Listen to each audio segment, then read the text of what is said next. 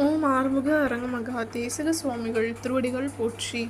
தவ திரு குருநாதர் ஆசியால் அகத்தியர் சன்மார்க்க சங்கம் தூத்துக்குடி கிளை சங்கத்தின் சார்பாக 15/7/2026 தூத்துக்குடி தெப்பக்குளம் மாரியம்மன் கோவில் வளாகம் மற்றும் அரசு மருத்துவமனை வளாகத்தில் பசித்தோர் சுமார் 350 நபர்களுக்கு லெமன் சாதம் சிறப்பாக வழங்கப்பட்டது.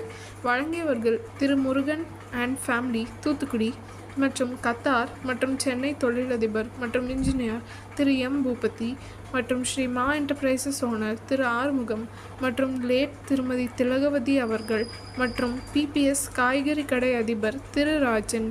அன்னதானத்திற்கு பொருளுதவி செய்தவர்களும் தொண்டு செய்தவர்களும் அவர்கள் குடும்பத்தாரும் எல்லா வளமும் பெற்று சிறப்புடன் வாழ வேண்டுகிறோம்.